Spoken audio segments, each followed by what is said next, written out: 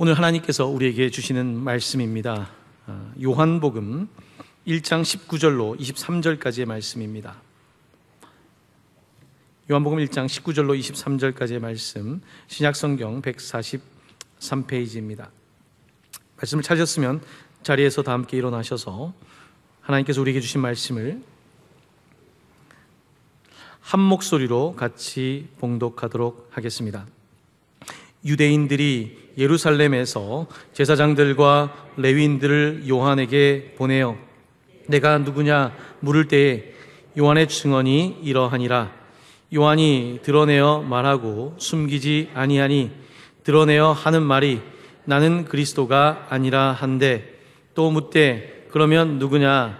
내가 엘리야냐? 이르되 나는 아니라. 또 묻되 내가 그 선지자냐? 대답하되 아니라. 또 말하되 누구냐? 우리를 보낸 이들에게 대답하게 하라. 너는 내게 대하여 무엇이라 하느냐? 이르되 나는 선지자 이사야의 말과 같이 주의 길을 곧게 하라고 광야에서 외치는 자의 소리로라 하니라. 아멘. 할렐루야. 네, 우리 옆에 있는 분들에게 서로 한번 이렇게 이야기하면 좋을 것 같습니다. 오늘 하나님의 은혜가 넘치시길 바랍니다 하고 서로 한번 인사하겠습니다. 오늘 하나님의 은혜가 넘치시기를 간절히 바랍니다. 네, 오늘 하나님의 은혜를 넘치도록 받으시기를 바랍니다. 오늘 귀한 말씀을 전해주실 목사님은 참 특별한 인연으로 저랑 만나서 최근에 같이 교제하면서 같이 기도하고 특별히 북한 선교에 대해서 품고 같이 마음을 모으고 있는 아주 귀한 목사님이십니다.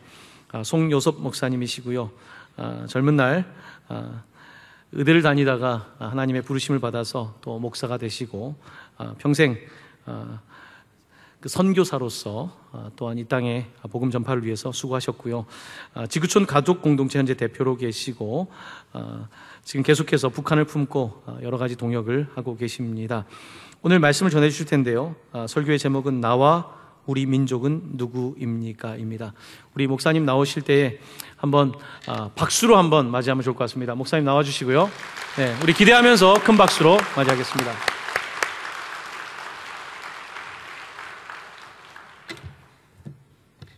할렐루야.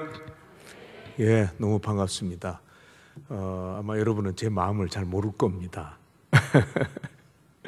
예, 왜냐하면은 저는 이제 잠실에 한 25년 정도 살았습니다. 근데 시간이 갈수록 잠실이 좀 복잡해지고 차량도 늘어나고 하니까 공기도 나빠지고 교통도 좀 그렇고, 그래서 나이는 들고 좀 이렇게 전원적인 데로 이사를 좀 도망을 가야 되겠다, 도피처를 좀 찾아서 가야 되겠다, 이런 생각이 들었습니다. 그래서 어디로 갈까 하니까 잠실에서 가까운 데가 이제 하남, 서하남 뭐 이런 데가 또 좋은 데가 있더라고요. 있는데 또 어디로 갈까 하는데 저희 딸이 이제 의금이라고 이제 이 교회를 나오는 딸이 있습니다.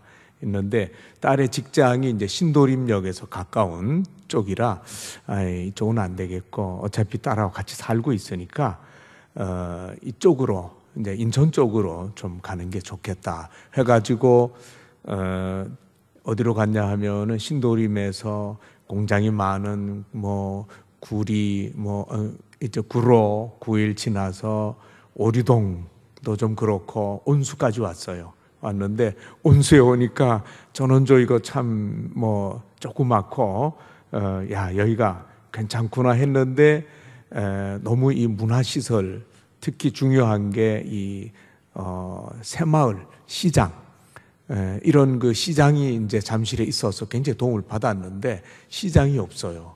그래서 여기서 조금 좀 문제가 있네 하고서 한 정거장 더 가자라고 완 데가 역곡이란 데입니다. 근데 역곡에 오니까 와, 놀랍게도 북쪽에도 시장이 하나 있고 남쪽에도 시장이 하나 있어요. 그래서 야, 여기다 더 이상 가는 건 또 너무 멀어지니까 여기에 정착을 해야 되겠다 하고서는 이제 좀 이렇게 앞이 트여 있는데, 잠실에서는 창문에 이렇게 보면은 국민학교가 꽉 가로막고 있었어요. 근데 좀 터인 데로 가야 되겠다. 해서 빌라를 찾다 보니까 이제 괴안동 쪽에 빌라 5층이 이렇게 좀 트여 있더라고요. 그래서 이제 거기에 일단 자리를 잡았습니다. 그러면서 정말 참 잠실에 비교할 때는 살만하다. 이렇게 굉장히 마음이 좀 흡족했습니다. 했는데 그래도 뭔가 좀 부족한 게 있었는데 이게 뭘까 하고서는 좀 주변을 둘러보다가 푸른 수목원이라고 또 있지 않습니까? 그죠? 항동 푸른 수목원.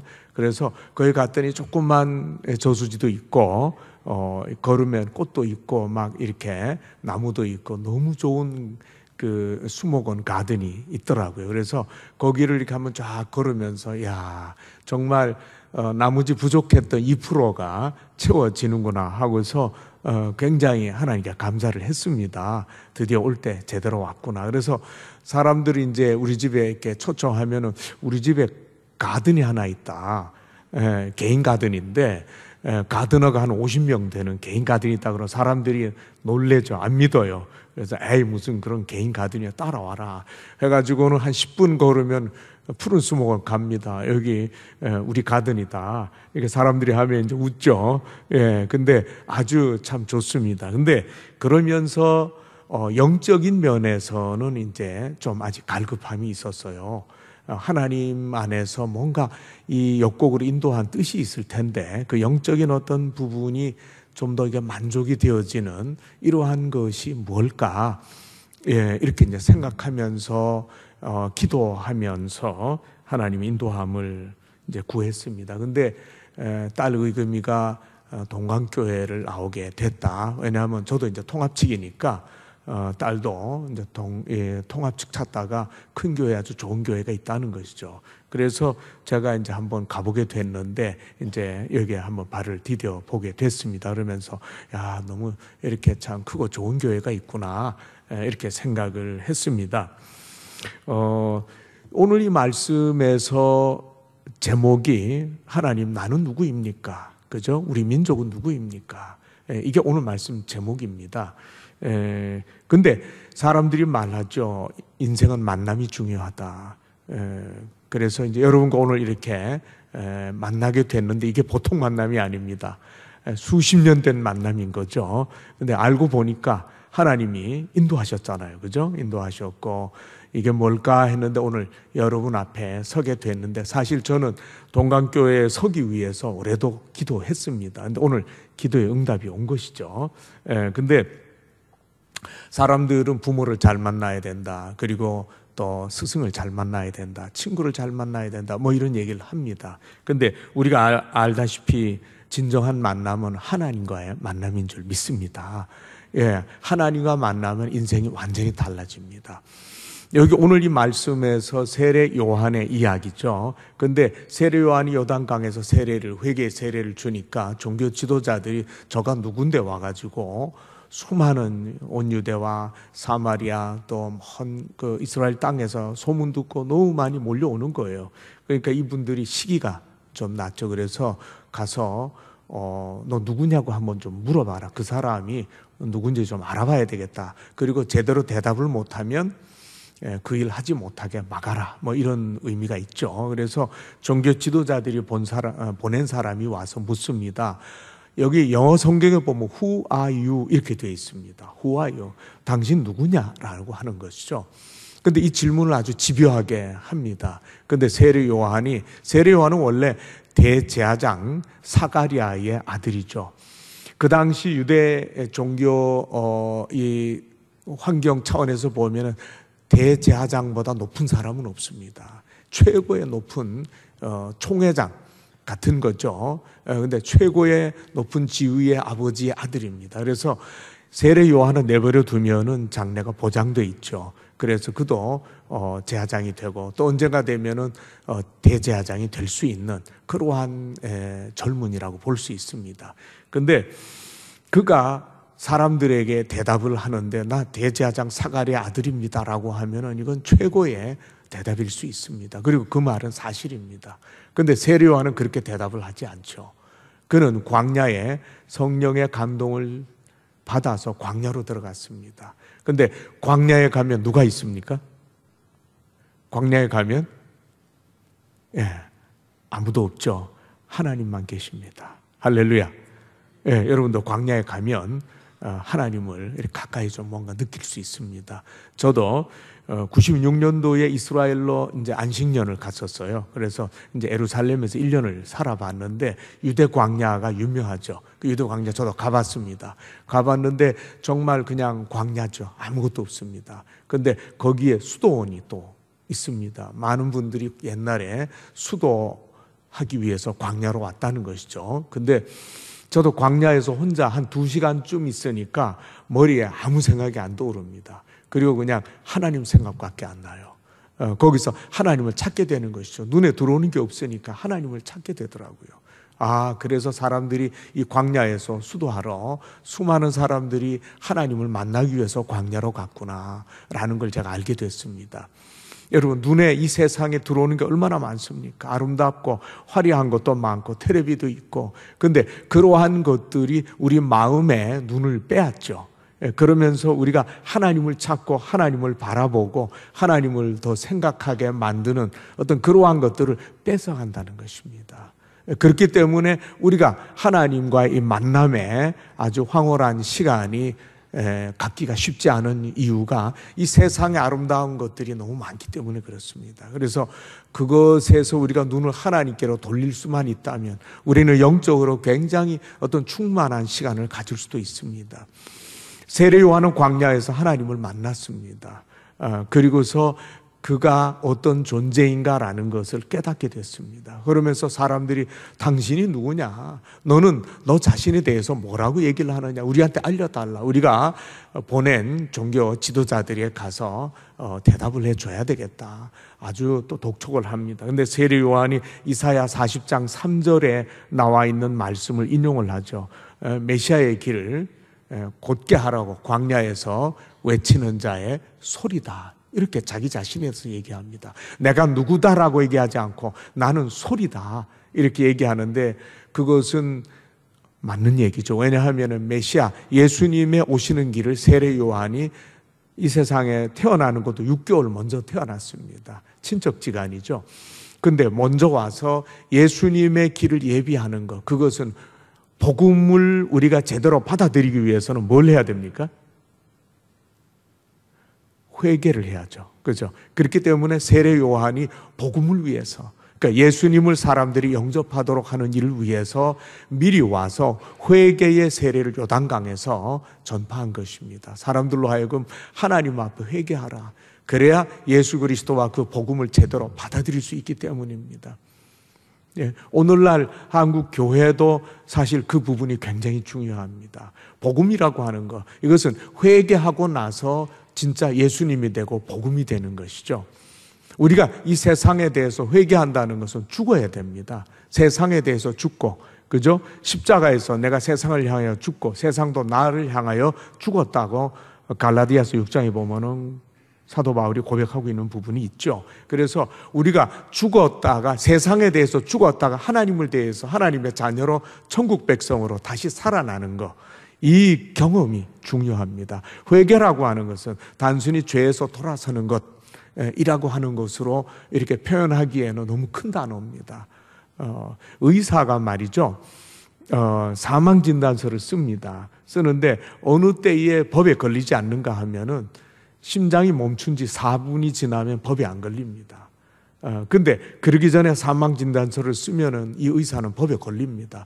왜 안 죽었는데 죽었다고 하느냐? 어떻게 당신 그렇게 합니까? 너 심장이 멈춘 지 3분 30초 만에 사망진단서를 쓰지 않았느냐? 그 사람이 죽지 않았다라고 하는 것이죠. 근데 4분 30초 만에 사망진단서를 쓰면 법이 안 걸려요. 왜냐하면 이 두뇌가 산소 공급에 제일 민감하거든요. 뇌세포가. 근데 심장이 멈추면 피가 뇌에 안 가죠. 가만히 있으니까. 그러니까 뇌가 썩기 시작하는 겁니다. 4분이 지나면 뇌사가 되고 또 죽었다고 해도 법에 문제가 안 되는 것입니다. 그런데 오늘날 한국교회는 어떻습니까? 안 죽었는데도 죽었다고 이렇게 서로 인정해 주죠. 그죠? 그래서 내가 거듭났다. 세상에 대해서 죽었다. 세상 것에 대해서, 세상 욕망에 대해서, 세상에서 내가 두었던 꿈에 대해서, 세상적인 가치관에 대해서, 돈에 대해서, 명예에 대해서, 이런 모든 것에 대해서 나는 죽었다. 그리고 나는 하나님의 자녀로 다시 살아났다. 이게 거듭난 것입니다. 이것이 진정한 회개죠. 그런데 교회에서 우리가 앞으로 해야 될 것은 정말 제대로 하나님 앞에서 세상을 향하여 옛사람에 대해서 죽은 사람을 죽었다고 인정해야 됩니다. 완전히. 근데 내가 아직 살아서 펄펄 뛰는데 죽었다고 한다는 거. 이게 이제 오늘 한국교회의 문제가 아닌가.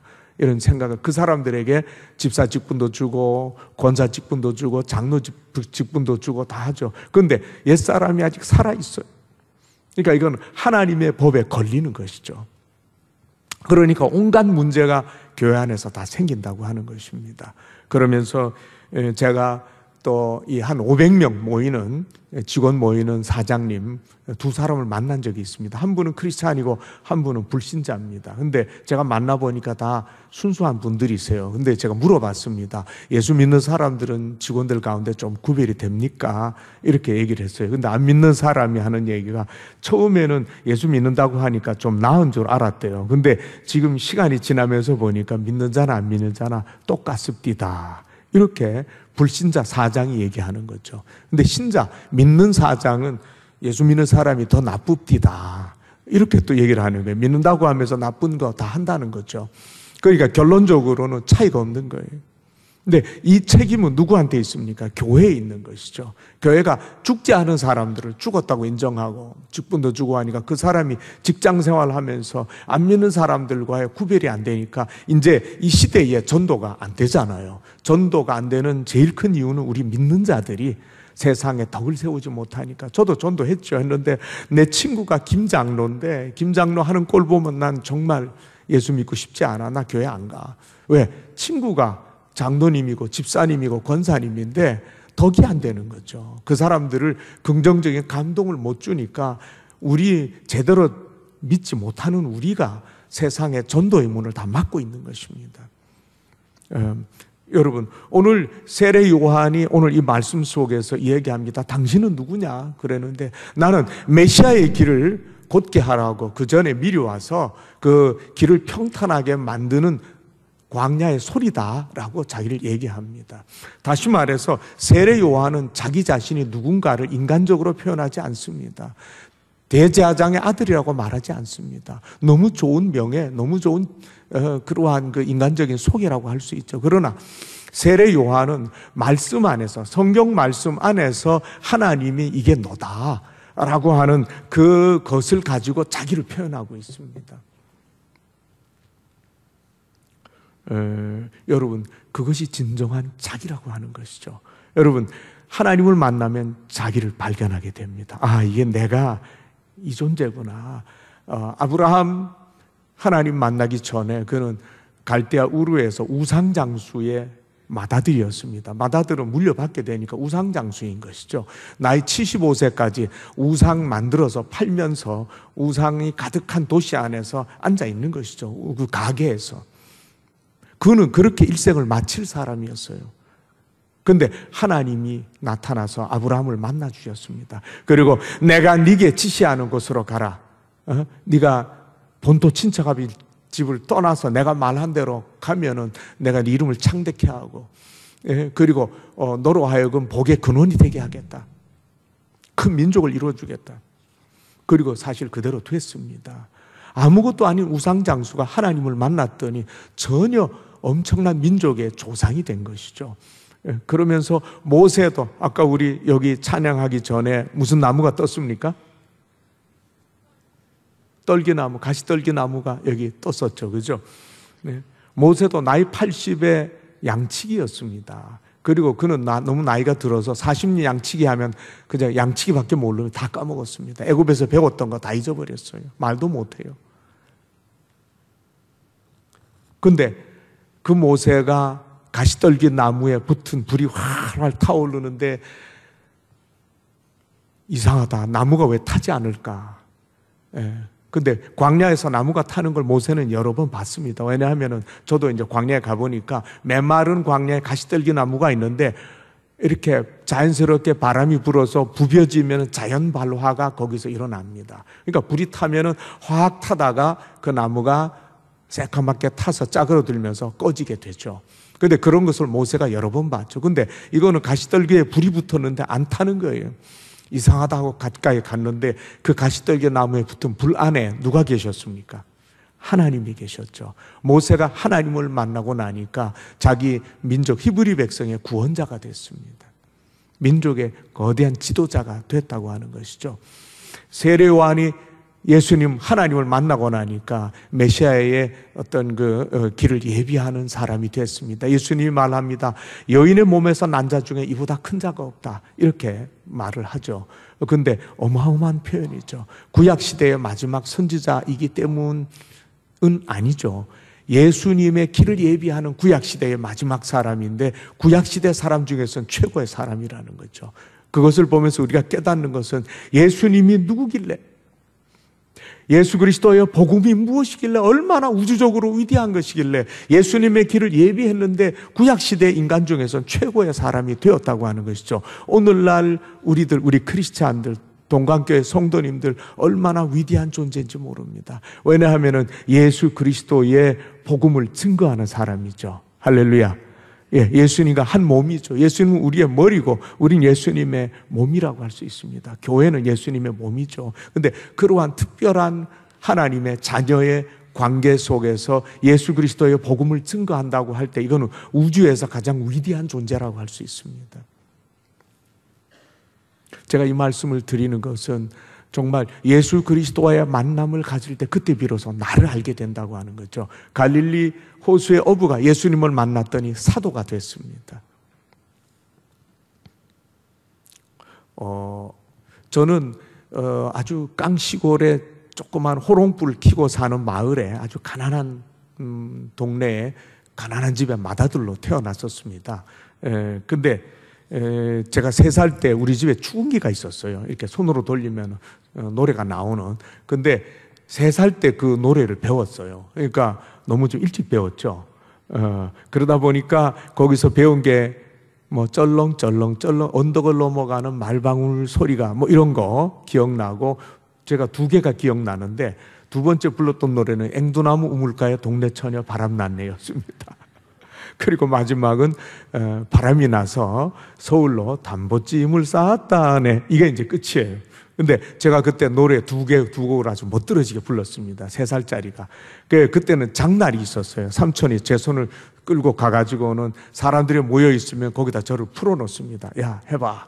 그러면 제가 거기서 노래를 막 부르는 거예요. 그 사람들이, 아니 3살짜리쯤 되는 꼬마가 어떻게 이렇게 노래를 잘 불러? 그리고는 접은 딱지도 주고 사탕도 주고 엿도 주고 막 너무 이제 이렇게 이쁘게 보여서 그랬던 거죠. 근데 그 당시에 여신이 사탕이니 굉장히 귀했습니다. 그래서 저는 굉장히 수입이 좋은 거죠. 그래서 딱 챙기고서는 삼촌 가자 그러면 이제 또 딴 곳에 사람 모인 데가 또 갖다 놔도 풀어놓습니다. 그럼 제가 거기서 노래를 또 부릅니다. 앵도나무 울가에 동네 천에 바람나 그러면서, 그럼 또 막 선물을 주죠. 그것도 선물 또 딱 챙기고 그런 기억이 납니다.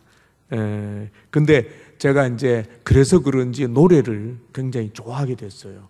그래서 고등학교 2학년 때 제가 결심을 했습니다. 나는 음대 성악과를 가리라. 결심을 하고서 부모님한테 갔습니다. 저는 음대 성악과를 가야 되겠습니다. 라고 했더니 부모님이 미쳤구나. 왜냐하면 가난한 집에 음대를 어떻게 갈 것이며 네가 성공한다는 보장도 없고. 그 말 들으니까 또 아버지 말씀이 맞는 것 같아요.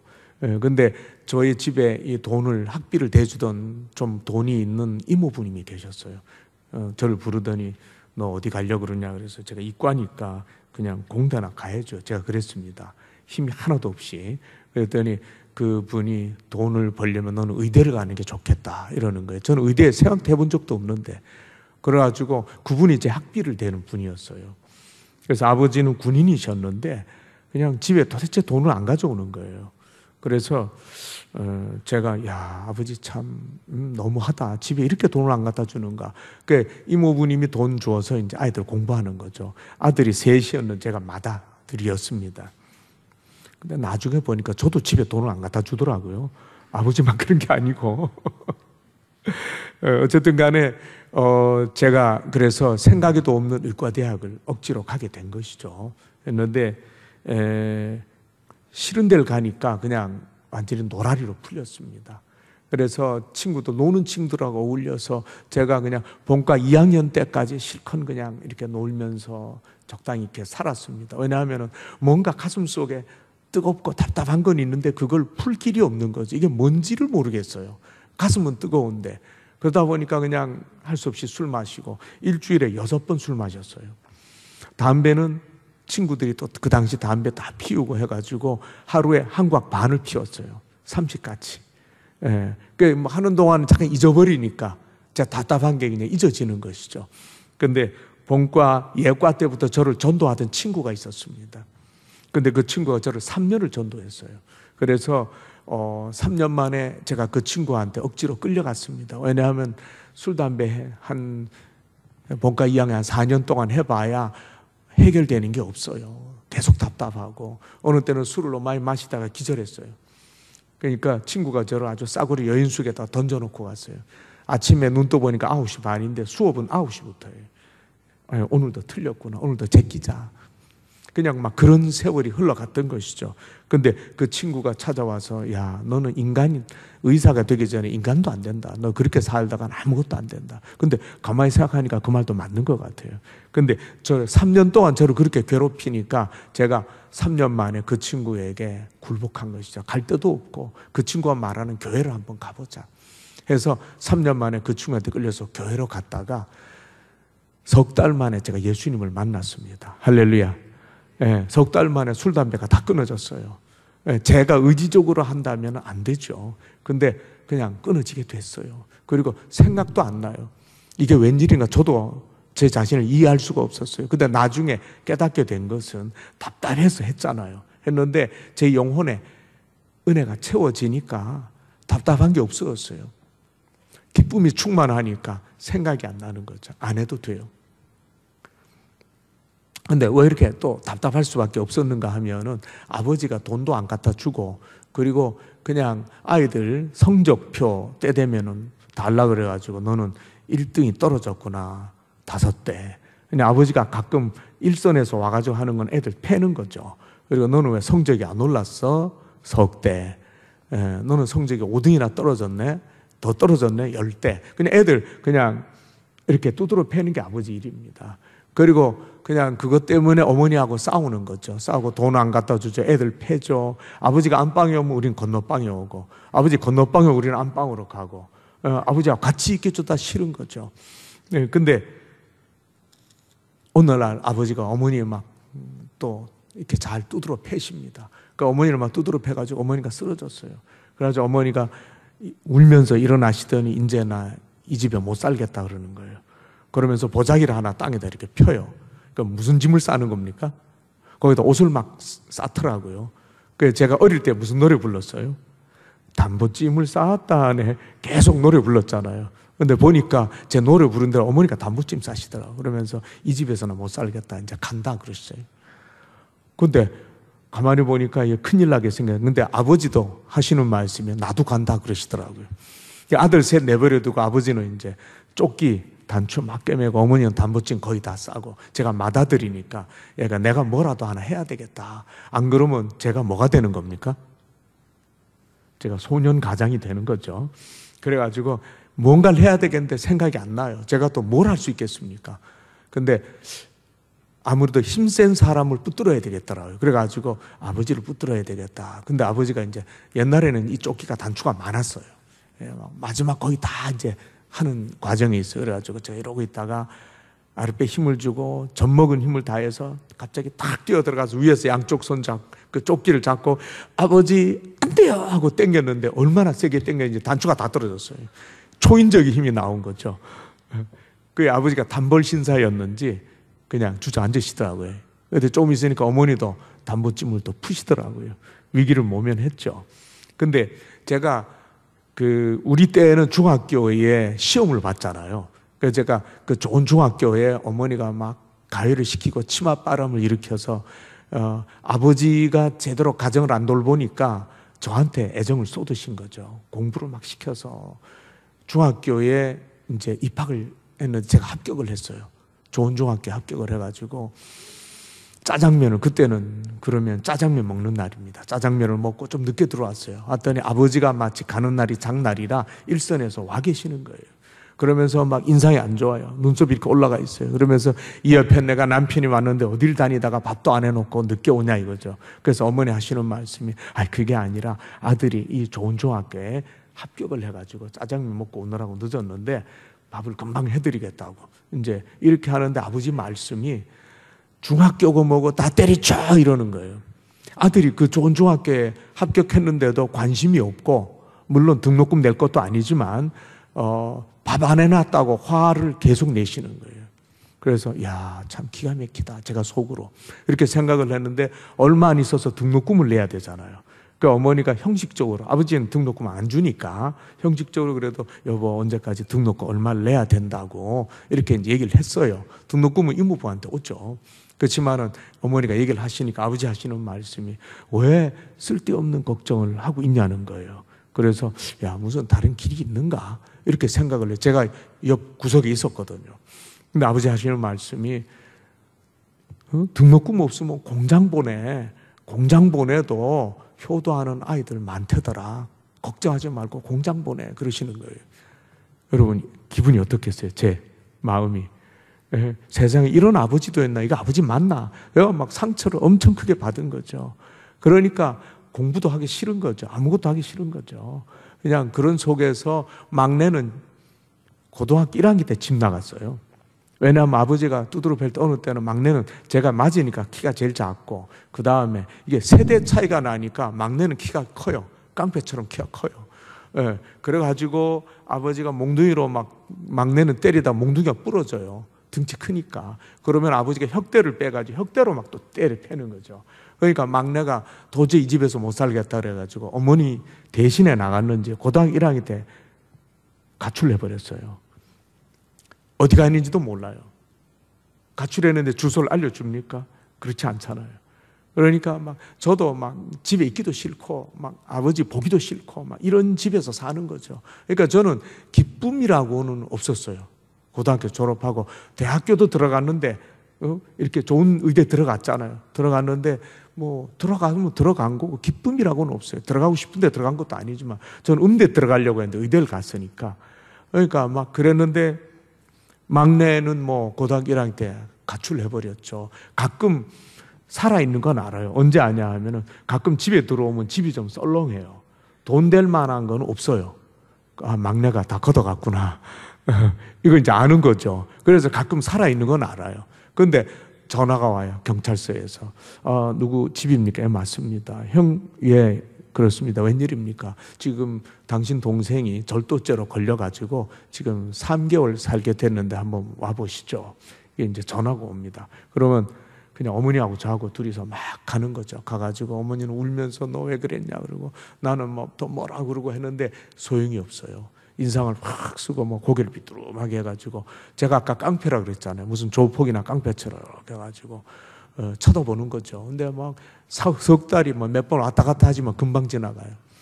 근데 또 나가면 어디 가는지 없어지는 거죠. 그러다가 또 한참 있다 전화가 와요. 지금 예 맞습니다. 이번에 동생이 절도죄로 6개월을 살게 됐습니다. 한번 와보시죠. 그래가지고 어머니하고 저것도 막 하고 6개월도 또 금방 지나가요. 그러면 그 다음에 또 어디 있는지도 몰라요. 그게 부산에서 있을 때 그랬습니다. 근데 이제 서울로 올라와서 저도 예수 믿고 이제 어머니도 예수 믿고 하는 그 시절이었어요. 그래가지고 이 막내가 어디 있는지 모르죠. 어머니 하시는 말씀이 야 이러다가 막내를 잃어버리겠다. 내가 막내만을 위해서 한번 기도하러 가야 되겠다. 평창동에 기도원이 있었습니다. 기도원이 있었는데 지금 갑자기 이름이 기억은 안 나네요. 근데 꽤 유명한 기도원이 됐죠. 근데 그 기도원에 어머니가 올라가시면서 내가 막내를 위해서 점심만 먹고 완전 금식은 아니고 점심 한 끼만 먹고 40일 동안 막내만을 위해서 기도해야 되겠다. 역시 사랑은 어머니 사랑이더라고요. 예, 그러면서 어머니가 기도원에 가셨어요. 가가지고 40일 기도하고 내려오셨죠. 내려오시면서 하시는 말씀이, 야, 막내가 돌아와서 이 기도원에서 좀 훈련받고 새 사람 되면 좋겠다. 그래서 저야 뭐 그러면 좋죠. 그러면서도 속으로는 이거 어떻게 되나, 예, 금방 믿기지는 않았어요. 근데 어머니가 기도원에서 내려오신 지 일주일 만에 막내한테서 전화가 왔어요. 어떻게 전화를 했는지도 몰라요. 그런데 일주일 만에 전화가 온 거예요. 우리는 어딘지 모르니까 전화를 할 수도 없죠. 근데 그래가지고, 야, 너 어떻게 된 거냐 했더니 하는 말이, 집에 들어와도 되냐는 거예요. 할렐루야. 예.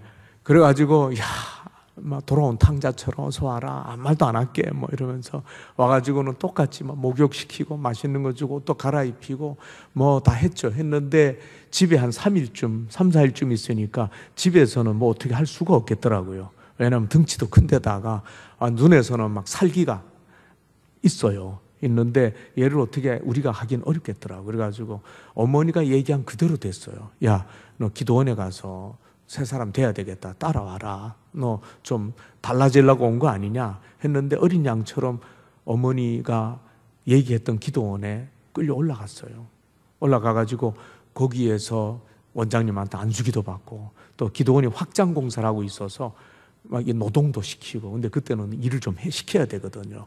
우리는 가끔 왔다 갔다 하면서 먹을 거 주고 돈도 좀 주고 이렇게 하고 이제 내려오는데 2년 후에 올라갔더니 이 막내 동생이 찬양 인도를 하고 있는 거예요. 십자가 튼튼히 붙잡고 이러면서 그래서 아니 원장이 어떻게 된 겁니까? 그랬더니 막내가 은혜를 받았다는 거죠. 성령의 은혜를 받았다. 그래서 완전히 그냥 돌아왔다는 거죠. 눈빛도 달라지고 그러면서 거기에서 계속 훈련받으면서 원장님이 장로님, 권사님 딸하고 결혼도 시켜주고 고등학교 1학년이니까 너 아무것도 안 된다. 신학을 가야 되겠다. 그래가지고 거기서 검정고시 공부를 또 시켰어요. 그래가지고 검정고시 공부시키고 합격하고 해서 또 신학을 가게 됐어요. 그래가지고 이제 목사가 됐습니다. 할렐루야. 예, 그래서 저 인천 저 변두리 거기서 목회를 하고 있습니다. 예, 할렐루야. 예, 근데 여러분 그러면서 야, 기도하면 다 되는구나. 아멘. 예, 여러분 기도하면 다 됩니다. 우리가 무슨 힘이 있습니까? 사실 그죠? 기도해서 안 될 것이 없습니다. 왜냐하면 하나님이 전능하시기 때문에 그렇습니다. 말로만이 아니라 실제로 하나님은 살아계시고 하나님은 모든 전능한 권능으로 우리 가운데 응답하시고 역사하십니다. 할렐루야. 네, 여러분 정말 이렇게 전도도 그냥 끈질기게 믿고 기도하면 하나님이 역사하시면 또 저처럼 또 하나님이 바꿔줍니다. 그래가지고 제가 예수 믿고 뭐 잘 모르니까 저를 전도한 친구를 따라다녔어요. 그래서 골목길에 친구 지금도 생생한데 부산에 뭐 백병원 내과 하다가 지금 이제 내과 과장하다가 이제 개원을 했다고 하더라고요. 근데 외과인데 아주 신앙이 뭐 특심해요. 근데 지금 기억나는 게 후배를 찾아가서 전도하는데 주소 밤에 8시 깜깜해요. 근데 주소가 안 보이니까 성냥을 켜가지고 이렇게 비춰보면서 후배가 나오면 전도하는 아주 대단히 무서운 친구였습니다. 근데 그거를 제가 지금도 기억해요. 근데 그 친구 따라서 할 일이 없으니까 이제 구경하러 간다고 따라다녔죠. 근데 어느 날 골목길 석 달째 되는 날이었습니다. 골목길을 이렇게 가는데 마음이 기쁜 거예요. 저는 일생 기뻤던 적이 없어요. 여러분 조금은 이해하시죠, 그죠? 우리 집안은 콩가루 집안인데다가 막내 가출, 두 번째 아들은 제 밑에 바로 밑에 동생은 고3 때 가출했어요. 가출했다가 이제 겨우 붙잡아 와가지고 겨우 졸업하고 막 이런 상황이었기 때문에 제가 뭐 기쁠 일이 없어요. 그래가지고 근데 이상하게 마음이 기쁜 거예요. 그래서 이상하다, 왜 이렇게 마음이 기쁘지? 근데 걸어갈수록 기쁜 거예요. 나중엔 가슴이 터질 것 같아요. 그래서 소설에만 가슴이 벅차다 그러잖아요. 그죠? 가슴이 벅차다. 가슴이 터질 것 같다. 이거 무슨 소설책에나 있는 얘기 같은데 진짜예요. 근데 가만히 제가 이렇게 보니까 기쁨이 코로 들어오는 것 같아요. 코로 숨을 쉬니까 코로 들어오는 것 같아요. 그러니까 가슴이 벅차죠. 그래가지고 나중에는 제가 그 친구 등허리를 두드렸어요. 야, 죽겠다 그랬어요. 그랬더니 그 친구가 저를 돌아보면서 인상을 팍 쓰면서 야, 너 또 왜 그래? 왜냐하면 제 18번이 괴로워 죽겠다 했거든요. 답답해 죽겠다. 이게 제 18번이니까 너 또 왜 그러냐는 거예요. 교회 나오는데. 그래서 내가 아무 생각 없이 여기 있는 기쁨이 입으로 나온 거죠. 기뻐 죽겠다 그랬어요. 할렐루야. 이건 제가 뭐 생각할 겨를도 없이 그냥 나오는 대답이었어요. 기뻐 죽겠다. 기쁜 걸 어떻게, 저는 기뻤던 적도 없는 사람이에요. 근데 막 가슴이 터질 것 같은 거예요. 코로 기쁨이 들어오는 것 같아, 기분에. 그래서 야, 쉬었다 가자 그랬어요. 걷지를 못하겠어요. 그래서 제가 서 있었죠. 그러면서 가슴이 막 터질 것 같은 기쁨을 그냥 이렇게 막 추스리고 있는데 제 하나님 앞에 죄가 떠오르는 거죠. 잘못한 게 떠오르는 거죠. 왜냐하면 저는 죄라는 것도 몰랐어요. 그 당시 교회를 다녔기 때문에 목사님한테 설교를 많이 들었잖아요. 들었는데 죄, 믿음 많이 들었죠.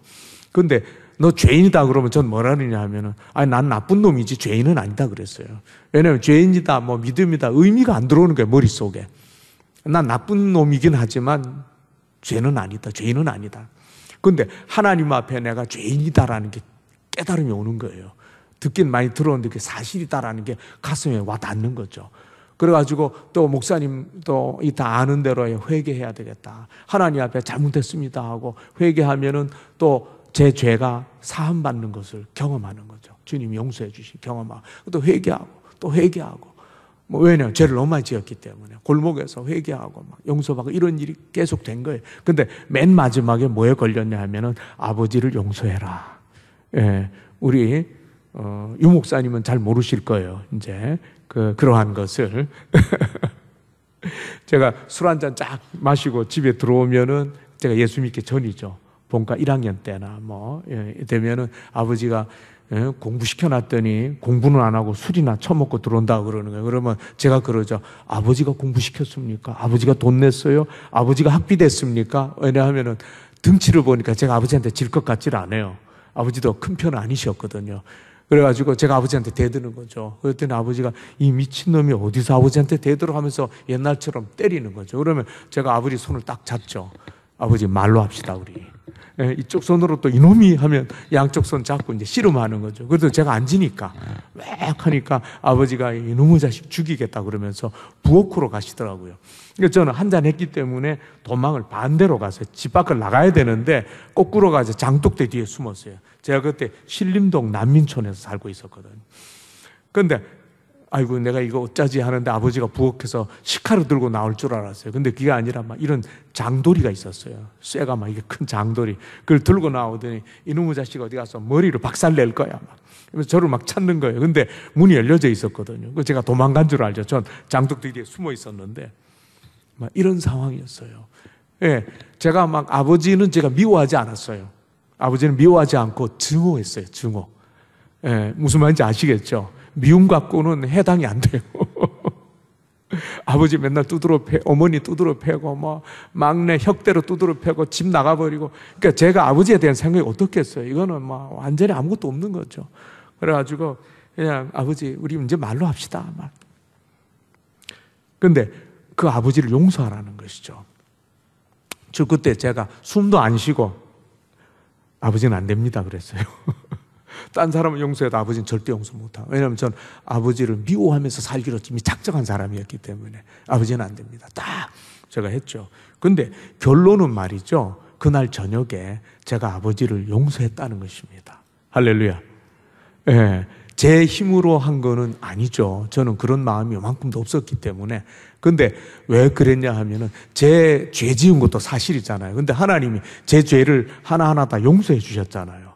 근데 제가 그 죄를 다 용서받고 나니까 아버지를 미워하려고 하는데 참 이상한 게 미워하지를 않는 거예요, 마음에. 제가 그 엄청난 저의 죄를 다 용서받았다는 것을 제 마음에 알고 있으니까 아버지를 미워해야지 하려고 하는데 미움이 안 되는 거예요.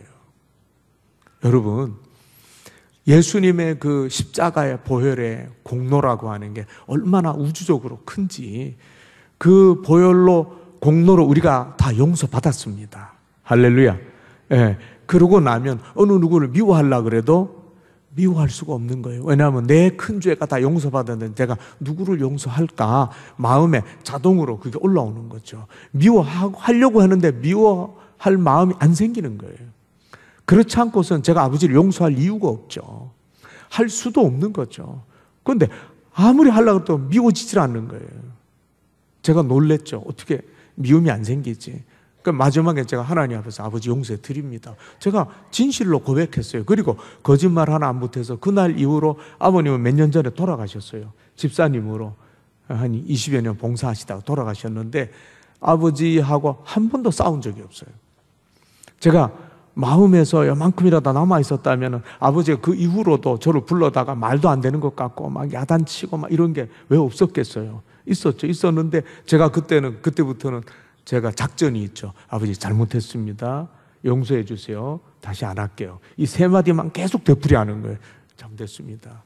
용서해 주세요. 다시는 안 하겠습니다. 잘하겠습니다. 이 말만 되풀이하니까 한 5분 10분만 지나가면 아버지 흥분이 깔아앉아요. 이렇게 힘이 쭉 빠진 걸 느낄 수 있어요. 그리고 마지막에 앞으로 잘해 그러면 예 잘하겠습니다. 그럼 끝이 나는 거예요. 이게 싸움이 안 되는 거죠. 할렐루야. 예, 여러분 주님의 보혈의 공로가 얼마나 큰지 우리 죄를 다 용서해 주셨잖아요. 그런데 그 죄사함 받은 기쁨이라고 하는 게 얼마나 큰지 여러분 누구도 우리 다 용서할 수 있습니다. 할렐루야. 예, 여러분 내 마음속에 아직 그런 게 남아있다면 내가 주님의 그 십자가 보혈로 다 용서받지 못했다면 몰라도 용서받았다면 우리 다 용서할 수 있어요. 아무도 저는 아버지를 그렇게 하고 나서 그 다음에는 뭐 무서운 게 없어졌습니다. 예, 왜냐하면 제일 강적이 아버지였잖아요. 근데 아버지를 용서하고 나니까. 왜냐하면 주님이 저의 모든 죄를 더 크고 놀라운 것을 다 용서해 주셨기 때문에 어떻게 할 수가 없어요. 아멘? 예, 그 놀라운 은혜가 이제 임하고 나니까 제가 이제 자유케 되죠. 기쁨이 충만하게 됐죠. 그러면서 막 온 세상이 달라지는데 뭐 다 우리 간증하면 알다시피 막 발이 땅에 닿는 것 같지 않은 그러한 황홀한 사랑이 막 부어지는 거죠. 그래가지고 제가 막 길거리 지나는 사람들 보니까 다 하나님 당신 사랑하십니다. 그러고 싶어요. 막. 예?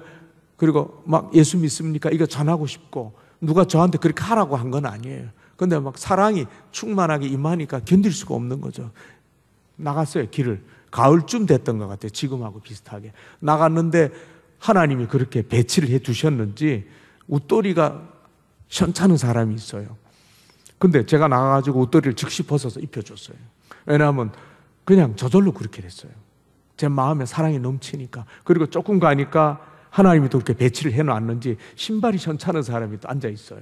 그래가지고 제가 그 자리에서 신발 벗어서 신겨줬죠. 당신 이거 신고 다니라 그러면서 저는 그냥 양말 신은 채로 집에 왔어요. 근데 그것이 그냥 어떻게 뭐라고 얘기해서 된 게 아니라 저절로 되는 거예요. 막 가슴이 뜨거워져가지고. 그래서 여름방학이 됐어요. 의과대학 다닐 때잖아요. 여름방학이 됐는데 막 가슴이 뜨거우니까 그 당시에는 완행열차가 있었어요. 서울에서 부산까지 가는 완행열차. 근데 한 12칸 정도인데 시간도 10시간 이상씩 걸려요. 근데 제가 하는 일은 뭐냐 하면 그 완행열차를 타고 부산까지 가는 거죠. 첫 사람부터 부산 도착할 때까지 12칸 마지막 사람에게 전도하는 거예요. 거기는 부산 도착할 때까지 그 12칸의 차량에 있는 사람에게 다 전도했어요. 예, 그냥 계속 중간에 밥 사 먹으면서 올라올 때 부산에 좀 쉬었다가 올라올 때 그 또 완행열차 타고 또 전도하면서 서울 도착하니까 마지막 사람한테 전도하는 거죠. 중간에 막 중한테 전도하다가 대판 싸우기도 하고 전도를 안 받더라고요. 근데 막 그때는 막 뜨거워가지고 이제 그랬는데 여러분 주님께서 우리 가슴에 그러한 사랑으로 막 부어주셔가지고 주님의 뜻을 따라 살 수밖에 없도록 그렇게 만드시는 것이죠. 네, 그래가지고 제가 이제 의과대학을 졸업하고 나서 이 안경 꼈다고 군의관으로 못 가고 시골에 무이촌에 공중문의사로 배치가 됐습니다. 됐는데 그러기 전에 안동 성서병원에 한 달 동안 합숙훈련 받는 게 있었어요. 그래가지고 성서병원 내려갔는데 가서 보니까 하숙을 했는데 그 입원실이 있잖아요. 뭐 9명, 뭐 6명, 3명, 독방 이렇게 있는데 저녁에 퇴근해가지고 밥 먹고 나면 할 일이 없어요. 그래가지고 제가 다시 병원에 들어가는 거죠. 입원 환자들에게 좀 전도 좀 해야 되겠다. 그래 가지고 가운 입고서 조금 아는 거 가지고 당신 이래가지고 아픈데 이렇게 하면 더 좋아질 겁니다 라고 하면 다 좋아해요. 그리고 나서 기도해 드려도 되겠습니까 하면은 다 반대하는 사람이 없어요. 그래서 막 기도해주고 또 전도하고 막 이러다 보면 9명한테 다 해요. 그리고 옆방에 또 좀 미안해요. 그래서 옆방 가서 또 해요. 6명 칸에 가서 또 해요. 3명 또 나중에 독방까지 찾아가서 끝나고 나면은 저녁 10시예요. 그런데 그것을 매일 하니까 몸이 막 어느 때는 물 먹은 솜처럼 피곤한데 이상하게 피곤하질 않아요. 왜냐하면 너무 기쁘니까 안 피곤해요. 할렐루야. 예. 근데 거기에 간호사들, 간호조무사들이 있었는데 제가 듣기로는 간호조무사 학원에서 이렇게 훈련받고 온 사람들이 대부분인데 그게 크리스찬이 운영하는 곳이 많아요. 그때는 교회를 다 나갔다는 거죠. 제가 알아보니까. 근데 여기서는 교회를 거의 안 나가는 것 같아요. 그래서 저들을 전도해야 되겠다. 어떻게 할까? 옆방에 자매들이 모여서 아침 일찍 가니까 바글바글 하고 있어요. 그래서 제가 노래를 조금 하잖아요. 그래가지고 찬송을 하나 멋들어지게 쫙 불렀어요. 불렀더니 옆방에서 반응이 와요. 아우, 송 선생님 하나 더 불러주세요 하는 거예요. 그래가지고 속으로 야 걸려들었구나. 그래가지고 또 하나 더 쫙 부르고서 친해져가지고 우리 이 주일날 교회 나갔었는데 요즘 안 나가냐. 이제 예배당 같이 나가자. 그 아침에는 한 10분간만 일찍 와서 예배 드리자. 그래가지고 그 자매들 다 모아가지고 짧게 찬양 하나 하고 짧게 메시지 전하고 기도하고 이거 하루 시작하는 거죠. 그리고 나중에는 환자 이렇게 신방 그 병실로 갈 때 몇 명 또 같이 또 데리고 가기도 하고 나중에 전도하다가 어느 때 가보면은 환자가 없어요. 퇴원한 거예요. 그러면 주소 가지고 집까지 찾아가서 또 전도하고. 제가 처음에 떨어진 것은 충북 영동에 떨어졌어요. 영동 보건소에 떨어졌는데 그 옆에 통합적 교회가 또 있었어요.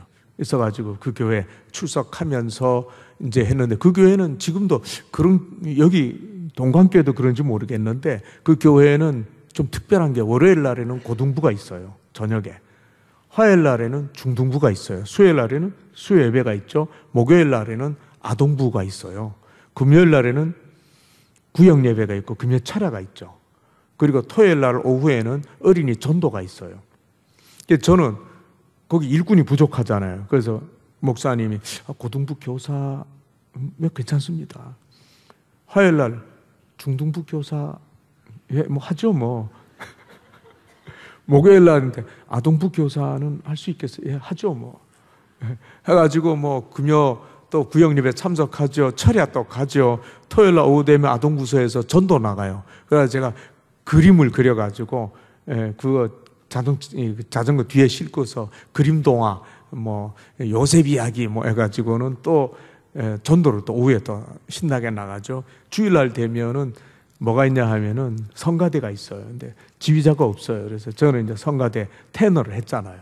했는데 그 목사님이 지휘는 어때? 할 수 있어요? 아니 뭐 하죠 뭐 몇 명 안 되니까 성가대 지휘까지 난생 처음 이제 또 하는 거죠. 예. 그리고 주일날 오후에 또 뭐 예배 있고 저녁에 또 다 예배 있어요. 있고 한데 몽땅 다 참여를 하게 된 거죠. 그러니까 잠은 교회에서 자고 그리고 끝나면 교회에서 철야. 왜냐하면 서울에 교회 다닐 때 철야를 좀 했거든요. 교회 철야하고 새벽기도 끝나고 출근을 하숙집으로 하는 거예요. 하숙집에 출근하면 밥 먹고 씻고 이제 보건소로 출근하고 퇴원하고 나면 하숙집에 와서 저녁 먹고 그 다음에 교회로 출근하는 거죠. 잠은 교회에서 자니까. 그러니까 막 그때는 이상하게 좀 그렇게 됐어요. 됐는데 그냥 마음은 너무 기쁜 거죠. 그것이 막 이상한 게 아니고 너무 좋고 막 기쁘고 피곤하지도 않고. 근데 돈을 절약하기 위해서 하숙방에 둘이 있잖아요. 근데 이 청년은 보니까 저하고 나이가 똑같은데 한전에 다니고 있어요. 근데 제가 전도를 하니까 이 청년이 죽을 지경인 거죠. 자기는 싫은데 뭐 만나면 또 전도하고 하니까 오늘 집에 딱 왔더니 청년이 없어졌어요. 어디 갔습니까? 했더니 제가 싫어가지고 딴 데로 하숙을 옮겼다는 거죠. 근데 뭐 충북 연동에 손바닥만 하니까 제가 물어가지고 또 주인한테 제가 사정상 저도 하숙을 옮겨야 되겠습니다. 그래가지고 그 친구 있는 대로 제가 하숙을 옮겼어요. 옮겨가지고 딱 있으니까 친구 들어오더라고. 그랬더니 그냥 활짝 놀라는 거죠. 근데 어디로 도망가겠어요? 옮겼는데 또 왔으니까. 그래가지고 가자. 주일날 교회 가자. 그 친구가 이제 항복을 한 거죠. 질려서 항복을 한 거죠. 근데 그 친구 하는 말이 재밌죠. 근데 나 혼자는 창피해서 교회 못 가겠다. 안 나가던데 내가 어떻게 가냐. 그래서 한전에 친구가 있잖아요. 친구가 있는데 걔는 어릴 때 주일학교 다녔던 친구인데 지금 교회 안 나간대요. 근데 나 혼자 가는 게 너무 어색하니까 그 친구 데리고 오면 안 되겠냐는 거예요. 그래가지고 내가 왜 안 되냐. 그 친구 꼭 데리고 와라. 한 명 전도했는데 2명이 왔어요. 할렐루야. 예, 어쨌든 정말 성령께서 가슴에서 이렇게 뭔가 수레바퀴처럼 불붙은 수레바퀴처럼 도는 거죠. 도는 건데 막 그냥 뭔가 이렇게 견딜 수 없는 충북 영동에 이제 2번째로 간 곳에 철야가 없더라고요. 근데 청년들 모아서 이제 이 교회는 왜 철야가 없어? 그러면서 철야를 이제 시작을 해가지고 밤에 소리를 지르니까 조용하던, 왜냐면 철야가 없었잖아요. 조용하던 이제 단양 그 장로교회가 거기도 통합치게예요. 그래가지고 막 시끄러운 거죠. 근데 경찰이 와요. 신고를 하니까. 와가지고 보니까 보건소장에 앉아 있거든요. 그러니까, 우리 곧 끝난다. 사실 끝나지 않는데, 끝난다. 그러고 막 해서 또 보내요. 보내면은 또 소리를 막 또 지르죠. 조금 있으면 또 와요. 그럼 이제 금방 끝난다. 그래가지고 또 돌려보내고. 주일 오후에는 강 건너서 마을에 또 교회, 어린이 교회 개척, 거기서 오후에는 또 거기 가서 또 예배 드리고, 그러한 정말 정신이 없는 뜨거운 시간들이 흘러갔습니다. 그러면서 제 나이가 29이 됐어요. 그 당시에는 결혼을 좀 일찍 했던 것 같아요. 그래서 이거 30살 되면 노총각 되는데 이 결혼도 못하는 거 아니야? 이런 생각이 갑자기 드는 거예요. 근데 그 당시까지 저의 결혼과는 주변에서 저를 내버려 뒀겠습니까? 중매가 많이 들어왔죠. 해가지고는 그냥 권사 장로님 딸인데 너무 이뻐. 막 주로 이런 식으로 얘기하는 거예요.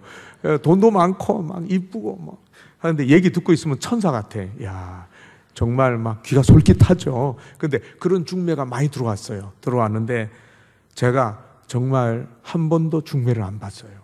왜냐하면 하나님이 너 이 사람이야 라고 하는 사람에게 결혼해야지 하는 이 결혼관을 갖고 있었기 때문에 중매 보러 갔다가는 그냥 눈이 뒤집혀져 가지고 결혼할 것 같아요. 그래서 이거 잘못하면 실수하겠다 싶어가지고 오히려 안 나간 거죠. 그래서 그래도 하나님이 뭔가 해주는 자매가 있을 거야. 여기 지금 결혼 못한 분들도 이제 잘 또 기도만 들으시고, 그래가지고 제가 이거 안 되겠다 해가지고 보건소에 얘기를 했어요. 일주일간만 결혼 특별 휴가를 주시오. 자매가 서울에 있는데 준비하려면 일주일 걸립니다. 사실은 서울에 없죠. 근데 그래가지고 어딜 갔냐 하면은 멀리 가야 되겠다. 기도원에 갔어요. 기도원에 가서 하나님하고 단판 지어야 되겠다, 이제는. 그래서 한 번도 안 갔지만 유명했던 철원 수도원에 갔어요. 단양에서 철원 수도원에 이제 안찰막 하는 데 있죠. 옛날에 구국 기도원. 여기 가서 응답 받아야 되겠다 하고 갔어요. 가서 난생 처음 단식을 했어요. 물도 안 마시고 5일간 단식을 이제 제가 하나님 앞에 했죠. 왜냐하면 너무 절박하니까. 토요일 날 내려가서는 결혼에 대해서 얘기를 해줘야 되잖아요. 근데 아무도 없는데 그냥 기도원에 갔다가 내려오니까 이거는 단식을 해야 되겠더라고요. 응답을 받아야 해서 내려가야 되겠다 하니까 물이 안 들어가요, 물이. 그래가지고 막 기도하고 있는데 세상에 금요일이 지났는데도 아무 응답이 없어요. 그럼 토요일 날 아침 됐어요. 근데 내려가야 돼. 그래서 거기서 택시를 부르면 올라와요. 이제 그 택시 타면 이제 단양으로 내려갈 판이에요. 근데 막 소나기가 막 쏟아지기 때문에 처마 밑에 들어가 있으면서도 이상한 거는 기도를 너무 세게 해서 그런지 불안하질 않아요.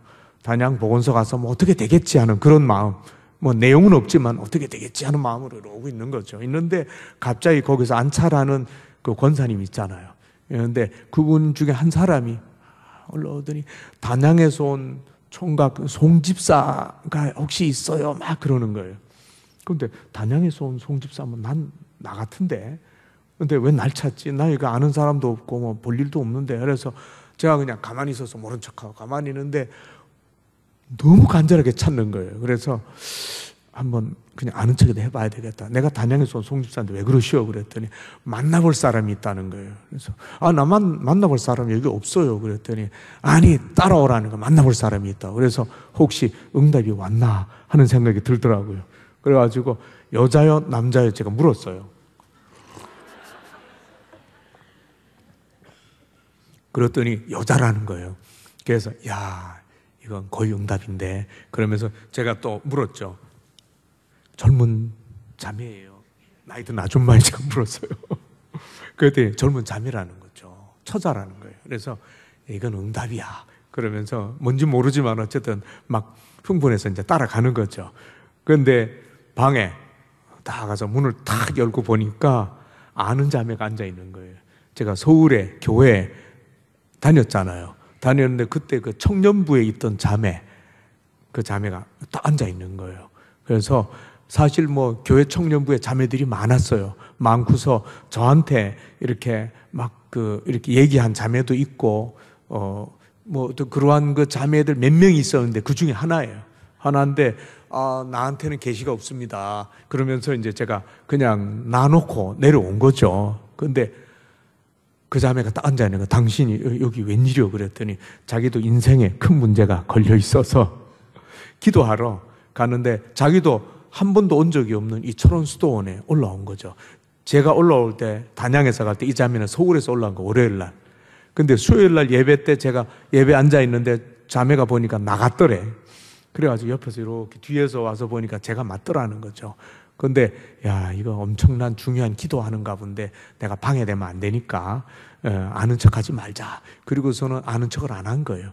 안 했는데 토요일 날 둘이 이제 같이 내려가는 거죠. 하나는 서울로, 하나는 단양으로 내려가는 거예요. 근데 차 타려고 이제 했는데 비가 막 쏟아졌잖아요. 그래서 방에 가서 좀 쉬었다 가자 하고서는 방에 들어가는데 그 권다리 안차를 막 하고 있었던 거예요. 근데 찬양 불러주는 사람이 없어서 찬양을 옆에서 불러줬대요.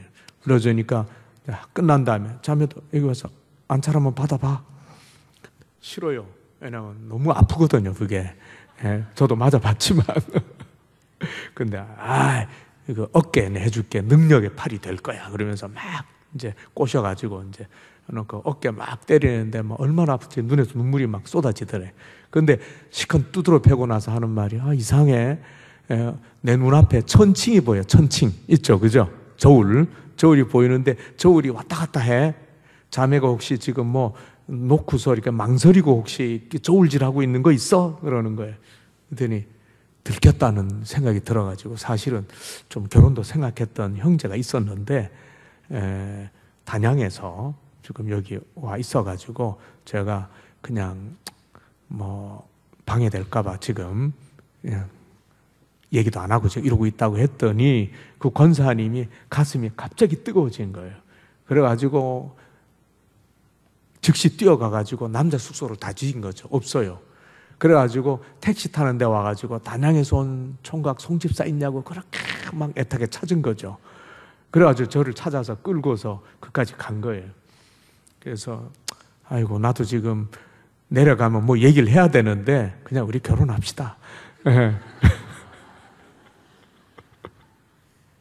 환상도 아니고 그냥 실물을 보내줬는데 결혼합시다. 그래 한 달 뒤에 결혼했어요. 우리는 뭐 모르는 사이도 아니고.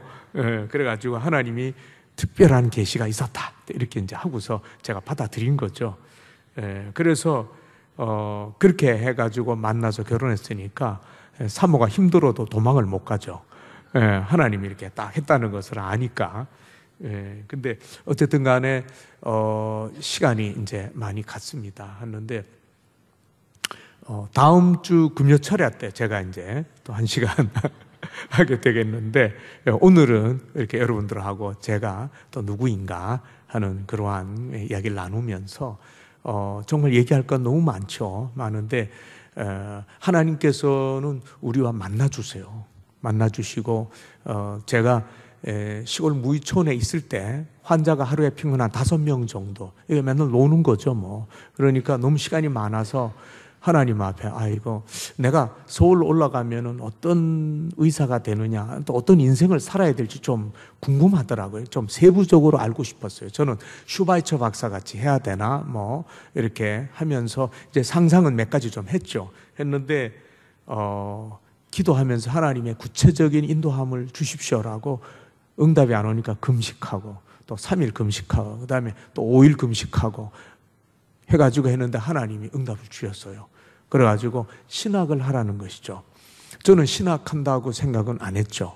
안 했는데 장로가 돼가지고 장로 의사가 돼서 돈도 많이 벌고 또 전도도 많이 하고 이렇게 부모님한테 효도도 하고 뭐 이런 생각을 많이 했는데 하나님이 그것도 좋지만 너는 이 길을 가야 되겠다 해서 선교를 많이 하는 사역자로서의 어떤 인생을 이렇게 보여주시더라고요. 그래가지고 제가 서울로 올라와가지고는 부모님에게 제가 이제 의사 안 하고 신학교를 가야 되겠습니다 했더니 이제 또 난리가 난 거죠. 아버지가 그냥 그때 예수님을 안 믿고 계시던 때요. 어머니도 그렇고 그래가지고 아버지가 막 이 재떨이를 들고서 너 미쳤구나, 머리를 깨버려야 되겠다 막 그러죠. 어머니는 꿈이 다 깨졌다고 생각해서 막 울고 계시죠. 그래서 제가 그랬어요. 천지를 만드신 분이 하나님이시고 사람을 만드신 분도 하나님이신데 그 하나님이 이 길도 좋지만 저도 이 길 가려고 했습니다. 근데 너는 이 길을 가야 되겠다라고 했기 때문에 제가 할 수 없이 이 길을 갑니다. 지금은 모르셔도 나중에는 알게 되실 겁니다 라고 도망쳤어요. 살기 위해서 도망친 거죠. 근데 그거 뭐 누가 찬성했겠어요? 다 반대죠. 근데 하나님이 하라고 하는 길을 안 갈 수가 없더라고요. 그래가지고 어머니가 2년 만에 돌아오셨어요. 2년 만에 저는 그냥 매일 기도만 했죠. 근데 어머니가 예수 믿으시고 아버지는 10년 훨씬 뒤에, 왜냐하면 남자가 역시 죄가 많은 것 같아요. 그래가지고 10년 뒤에나 훨씬 뒤에 돌아오셨어요. 그래서 어쨌든 간에 어머니가 내가 모르고 핍박한 거 미안하다 그러시더라고요. 막 그 얘기 들으니까 그냥 너무 막 마음이 이게 풀어지는 거죠. 막 괴로웠는데 이게 풀어지고 그러면서 하나님께서는 이제 저를 한 발짝 한 발짝 하나님이 원하는 사명의 길로 인도를 하신 것입니다. 근데 제가 드리고 싶은 이야기는 누구든지 우리 크리스찬들은 예수님을 만나면 자기를 알게 됩니다. 하나님을 만나면 자기를 알게 돼요. 세례 요한이 대제사장의 아들 얼마나 멋있어요. 최고죠. 그런데도 그게 자기가 아니라는 거죠. 너 누구냐라고 했을 때 오늘도 주님은 혹은 사람들은 우리에게 Who are you? 너 누구냐고 물을 수 있습니다. 내가 나를 모르는 것처럼 답답한 게 없잖아요. 그렇잖아요. 그죠? 우리는 내가 하나님 안에서 내가 누군지를 알아야 됩니다.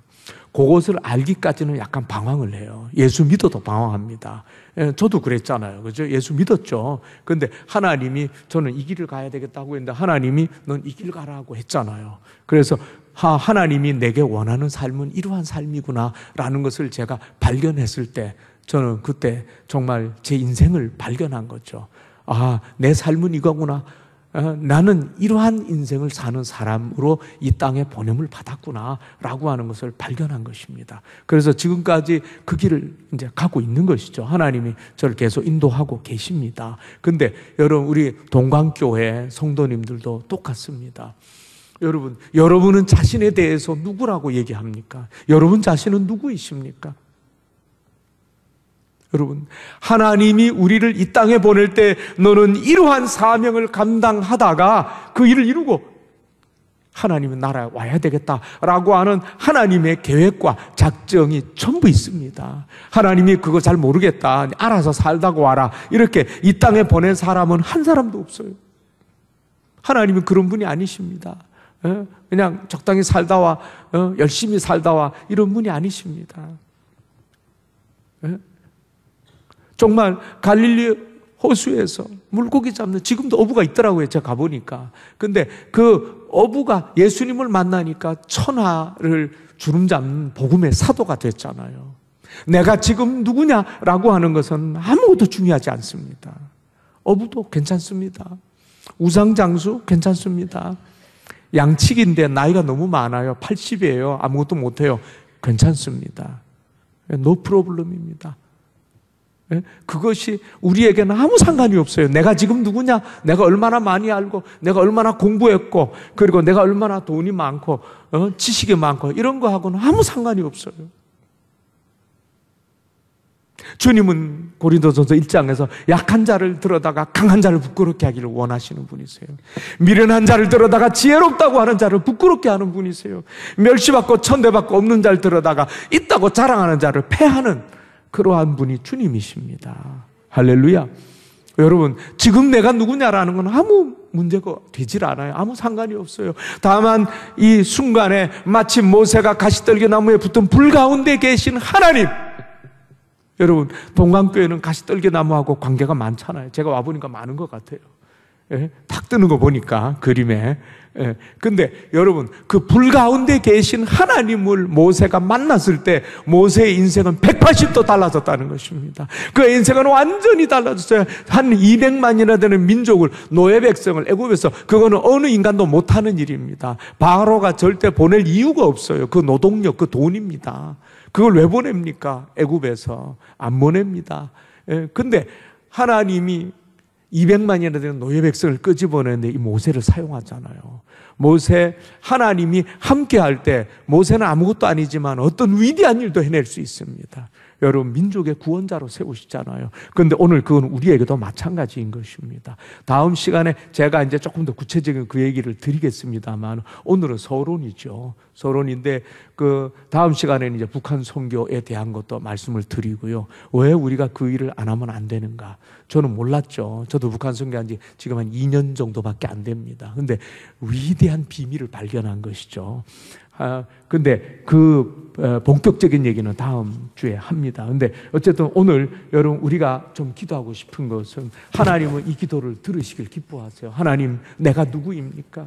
이 마지막 때에 내가 이 대한민국의 동강교회 여기 왜 와 있습니까? 하나님, 여기서 제가 예수를 믿는 보다 궁극적인, 보다 개인적인, 보다 디테일한 그러한 하나님의 뜻은 무엇입니까? 하나님의 나를 향한 계획은 무엇입니까? 하나님은 무슨 사명으로 나를 이 땅에 보냈습니까? 하나님 무엇 때문에 나를 불렀습니까? 하나님은 내가 무엇을 하다가 주님 앞에 가기를 원하십니까? 라고 하는 것을 하나님은 기뻐 원하세요. 그 기도하기를. 하나님은 그 기도할 때 가르쳐 주십니다.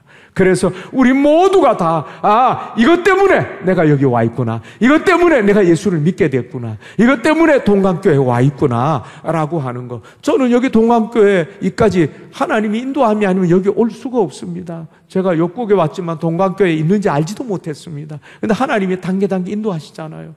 인도하고 우리 딸을 보내고 알게 되고, 제가 동강교회 비전홀에 와서 기도 많이 했습니다. 그러면서 언젠가 하나님이 기회를 주십시오 했는데 하나님이 기회를 주셨고요. 지금 제가 여기 있는 것이죠. 어느 것 하나 우연히 된 거 하나도 없습니다. 제가 다음 주에는 여러분을 열방 가운데로 인도할 것입니다.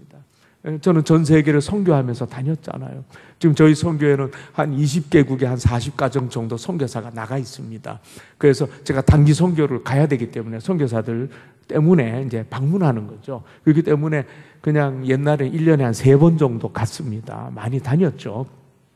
근데 하나님께서는 왜 그랬는가, 이제 그 뜻도 제가 알게 됐습니다.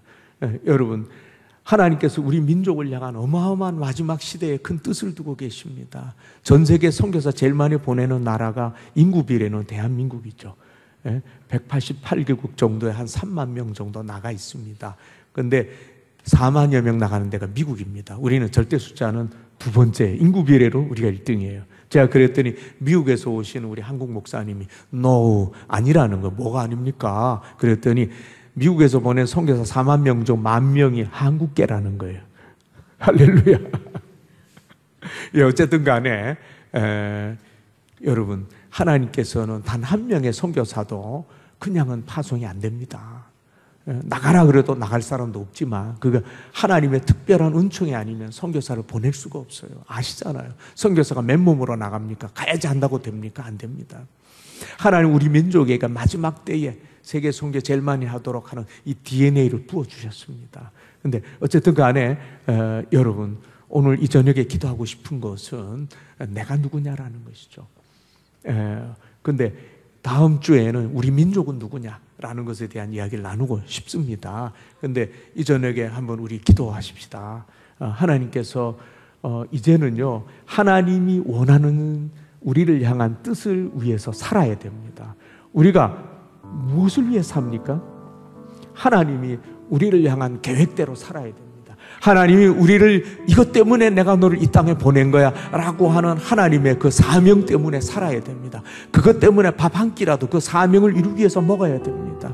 여러분, 우리는 하나님의 사명자들입니다. 할렐루야. 그것을 발견하고 내가 이것 때문에 이 땅에 왔구나 라는 것을 우리 모두가 발견해야 됩니다. 그것을 발견하기까지 나는 내가 누구인가 라는 것을 모르는 사람이에요. 그리스도인인 건 알지만, 하나님의 자녀인 건 알지만, 하나님의 나를 향한 계획과 세부적인 뜻을 모르는 것입니다. 그것을 알게 되면 그를 위해서 우리는 목숨도 바칠 수 있습니다. 왜냐하면 하나님이 그것 때문에 나를 이 땅에 보냈기 때문에 나는 그걸 이루기 위해서는 뭐든지 할 수 있습니다. 하고 싶어집니다. 할 수밖에 없어집니다. 성령의 불이 우리를 그것을 이루도록 계속 불태우게 만듭니다. 여러분, 그래서 여러분들 모두가 다, 이 자리에 계신 모두가 다 하나님 정말 이 금요철에 하는 그러한 분들, 갈급한 분들을 불러 뽑았다고 저는 믿습니다. 숫자 이 정도면 충분합니다. 여러분들이라도 하나님 앞에 기도해서 하나님이 나를 이것 때문에 이 땅에 보냈군요 라고 하는 것을 발견할 수 있기를 바랍니다. 그리고 그것을 위해서는 모든 것을 쏟아부어서 불태우면 됩니다. 하나님이 그거 위에 역사하십니다. 할렐루야. 여러분, 우리 이 시간에 한번 기도하십시다. 하나님, 내가 누구입니까? 광야에서 외치는 자의 소리입니까? 여러분, 어느 단 한 명도 그 사명 받지 못한 사람은 없어요. 다 있습니다. 하나님, 내가 가르쳐 주십시오. 그것을 위해서 이제 제 남은 생애를 바치겠습니다. 제 남은 생애를 그를 위해 불태워 드리겠습니다. 모세가 아무것도 못하는 늙은이인데 그냥 헌신했잖아요. 120살 됐지만은 정정했다 그랬습니다. 하나님이 힘 주십니다. 능력 주십니다. 어떤 거라도 할 수 있는 권능을 주십니다. 성령의 은사도 주십니다. 다 주세요. 그래서 하게 하십니다. 할렐루야. 우리 한번 여러분 주여 삼창 아까 보니까 잘 하시더라고요. 우리 주여 삼창하고 하나님, 내가 누구입니까? 나 좀 하나님 앞에 알게 해주세요. 그래서 그를 위해서 내 남은 생에 한번 불꽃처럼 태워드리길 원합니다. 할렐루야. 도와주세요. 깨우쳐주세요. 우리 주여 삼창하고 기도합니다.